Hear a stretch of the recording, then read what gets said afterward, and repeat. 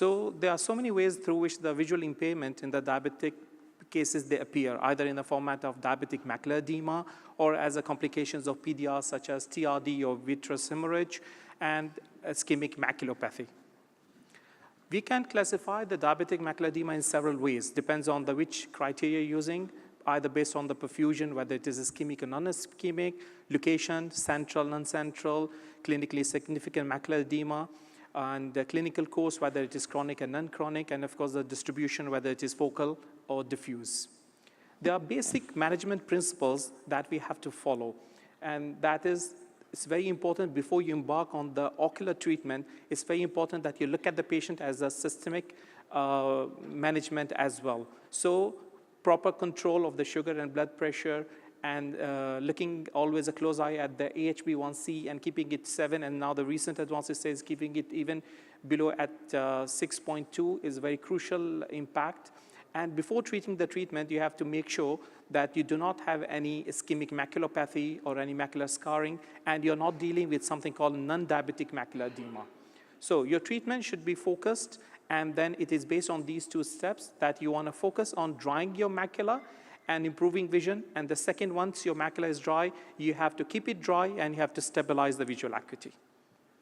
When we come to classify, can I have just my screen, please? Oh, thank you. So if you look at the algorithm, the way we are going to discuss that, basically the diabetic macular edema, you can classify them in a broad spectrum into ischemic and non-ischemic. And when we are dealing with, can I have my slides back, please? So when we are dealing with non-ischemic pattern, you have 2 entities also to further look at, whether you have any vitreomacular interface abnormalities or you do not have. In the cases where you have these interface abnormalities, which pathology is playing the predominant part? Is it the tractional element, or is it the microvascular leakage or alterational element that is playing the main pathological role?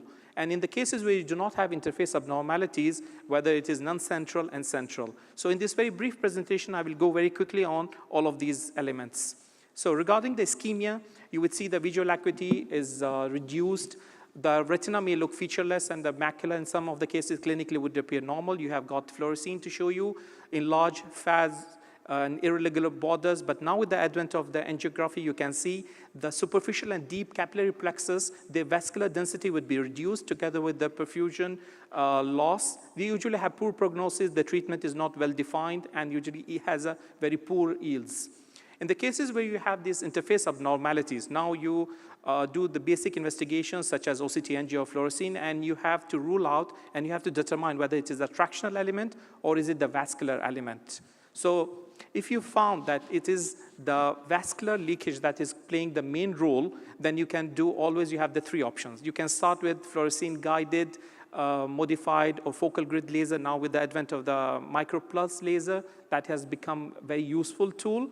In pseudophakic patients, you can always have an option of the intravitreal steroids. However, the third option is also available, that is the anti-VEGF injections, but you have to be careful. In the interface abnormalities, it may increase your traction. And according to some studies, the benefit of the DME after anti-VEGF in the presence of the interface or the traction, even mild traction, may not have that good yields. And in the cases when the treatment failed, then in the moderate visual loss, you always can revert to vitrectomy and ILM peel. In the cases where you have determined, you have done the investigations, FFA or the OCT angio, and you have found out that if there's no leakage, but the main pathological drive is the tractional element, then of course in the moderate visual loss, you can always go for vitrectomy and ILM peel. According to the protocol D by the DCRC net, it has found that vitrectomy in the cases of VMT can reduce macular thickening with improvement in the vision from 28 to just below 50%. Now, if we go to the non-central DME, where especially the ones that has the sursonate pattern, it's starting to threaten your fovea and is meeting the clinically significant macular edema criteria, it is very important that you treat them because it will delay the DME progression. At the same time, it will stabilize the vision. So doing the initial investigations, you have made sure that this is a non-central involving edema. You can always start with the FA-guided modified focal or modified grid laser, and then you ask them to follow up in 3 to 4 months. You reevaluate, you do the systemic. If everything is fine, there's no more edema, then you do just the systemic evaluation, looking a very close watch at their glycemic control and the blood pressure, which is as important as the glycemic control. And then you can call them again. If you find there's any edema recurring, then you can always repeat the laser in the cases of the micropulse, and then again you call them after 3 to 4 months later and do the same thing. Whenever you see it's worsening and they're not responding to your conventional treatment, here the non-central is advisable to be treated as central involving edema. Regarding the central part, we all agree that it is the mainstay of the treatment is the anti-VEGF. But according to some evidence-based medicine, we have certain guidelines.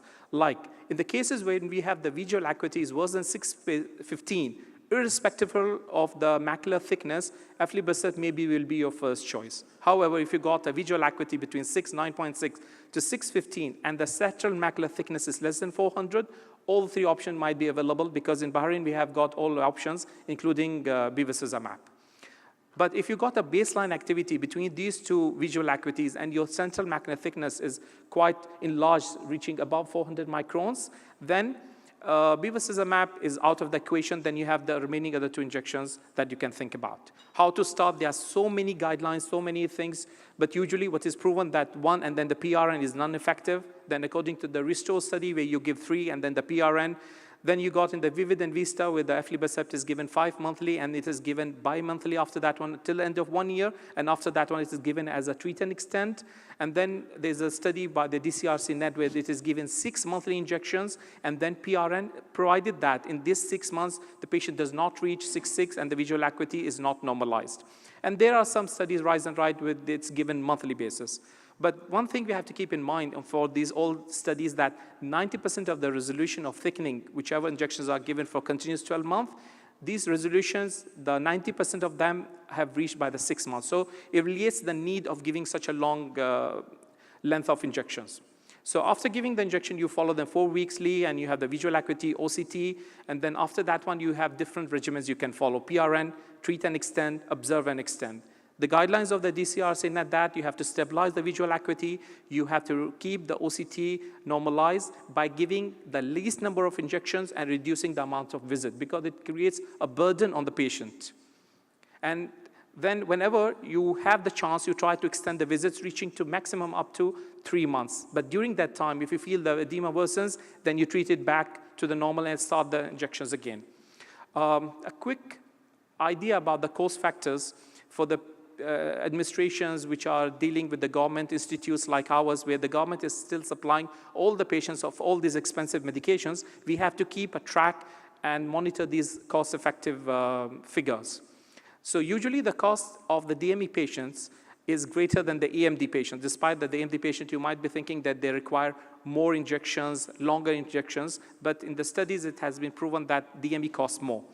And these costs sometimes are related to the non-ophthalmic interventions.